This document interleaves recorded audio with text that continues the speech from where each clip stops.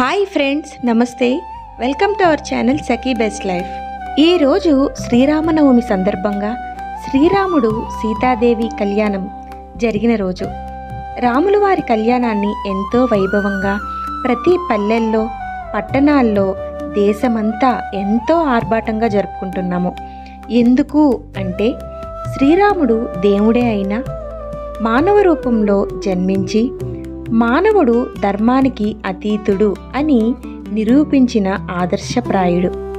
మానవుడు ఎలా ఉండాలి, తల్లిదండ్రులను, గురువులను ఎలా గౌరవించాలి, తల్లిదండ్రుల మాటను ఎలా వినాలి, రాజైనా సరే గురువుల దగ్గర విద్యను ఎలా అభ్యసించాలి, గురువును ఎలా గౌరవించాలి, కుటుంబంలో తన కర్తవ్యం, రాజుగా దేశమంతా సుభిక్షంగా ఉండడానికి రామరాజ్యం ఆదర్శప్రాయం.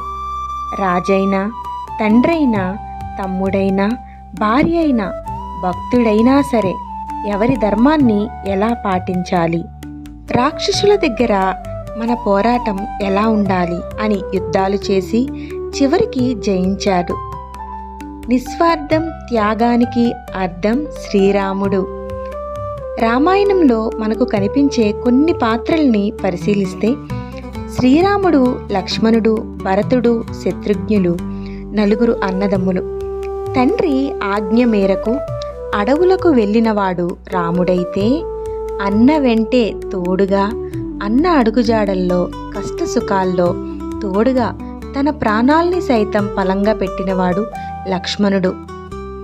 శ్రీరాముడు లేని రాజ్యాన్ని తను తిరస్కరించి రాజుగా సేవ చేయడం కంటే అన్నగారి పాదరక్షలే తనకు శ్రీరామ రక్షగా తలచి రాముని అడుగుజాడల్లో నడిచిన భరతుడు, భరతునికి అడుగుజాడల్లో నడిచిన శత్రుఘ్నుడు. అన్నదమ్ముల అనుబంధం గురించి అప్పుడు, ఇప్పుడు, ఎప్పుడు రామ, లక్ష్మణ, భరత, శత్రుఘ్నుల్ని మించిన బంధం ఉంటుందా? రామ్ పరివార్లో మనకు ముందుగా గుర్తుకు వచ్చేది హనుమంతుడు. హనుమంతుడు అంటేనే రామభక్తుడు.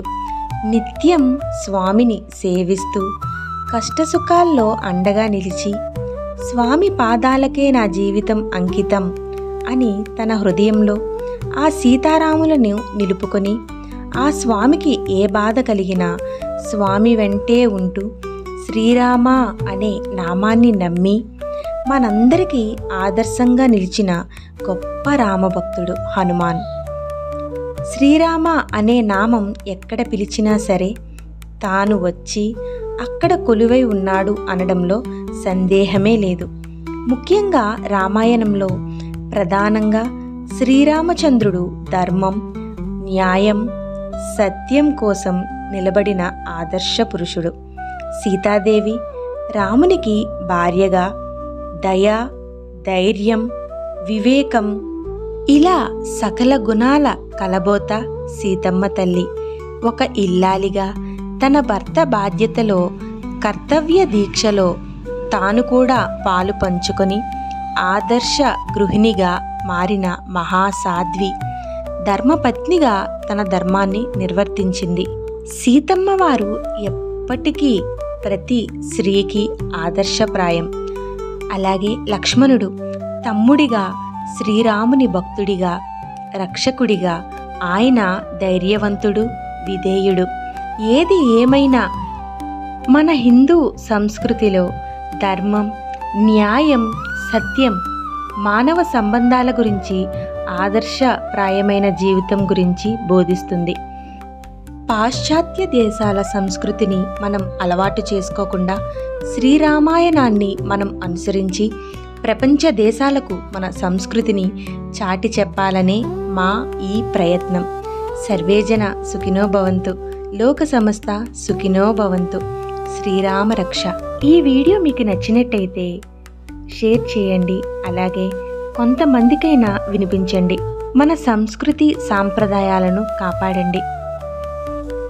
అందరికీ శ్రీరామనవమి శుభాకాంక్షలు.